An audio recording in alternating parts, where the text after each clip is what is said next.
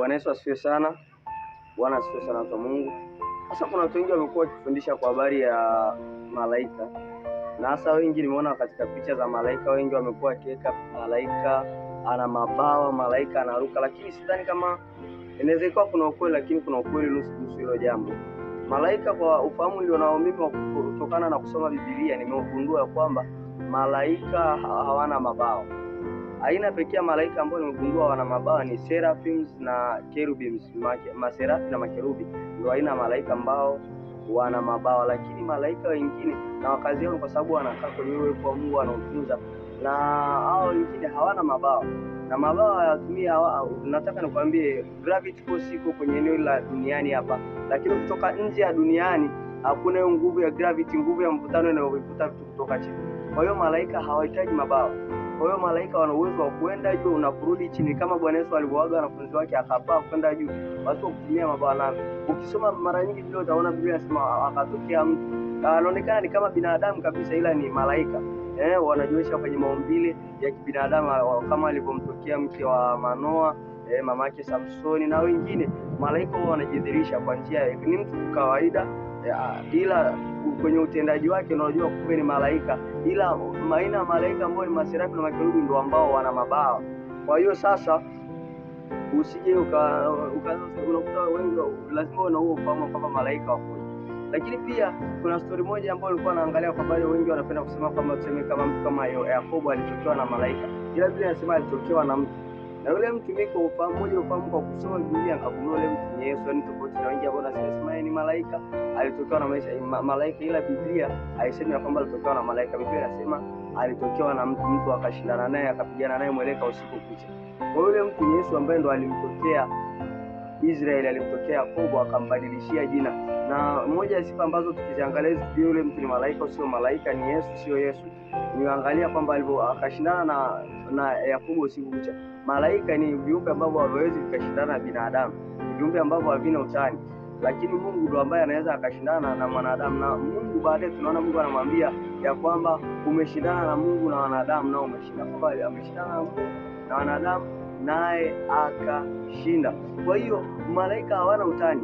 Mungu anamwambia Musa, hakikisha watu ninawapa malaika ende nanyi, hakikisha watu hawamtiki sirani asije akawaangamiza wote jangwani. Malaika ni viumbe ambavyo hawana utani, akitumwa ni ameenda.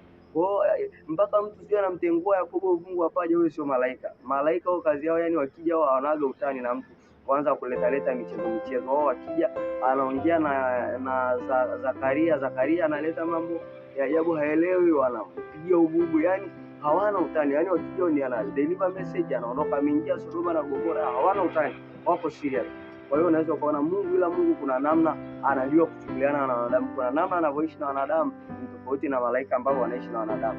Kwa hiyo Mungu pekee yake ndo ambaye ana uwezo wa kubariki, kudeliver jina kama Israeli. Kwa mtu kama Israeli, Mungu aliona yeye ndio Bwana na anaweza, ndo wakati yeye ndo akaona aje ampatie Israeli jina lake.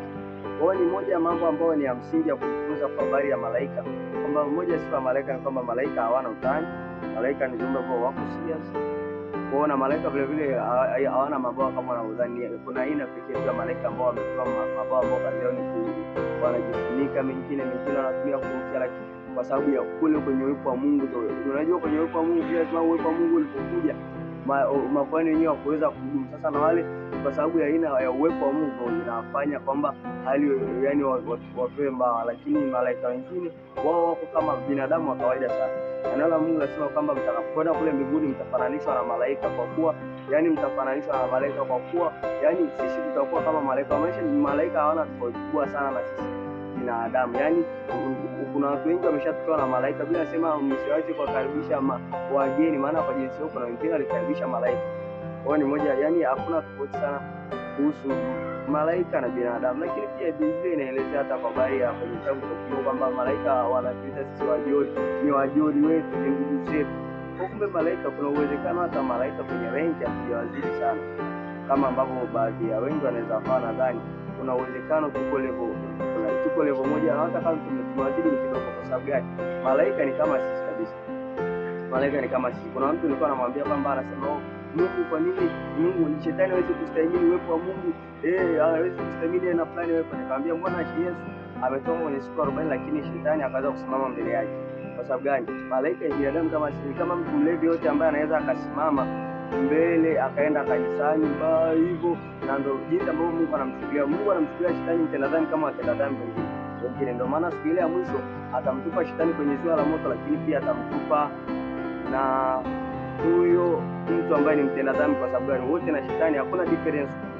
Watakaoenda mbinguni malaika watakatifu wako na watakatifu watakuwepo. Wao na shetani wote wanakusanywa sehemu moja, wanatupa sehemu moja. Kwa hiyo unaweza kuona hakuna tofauti kubwa.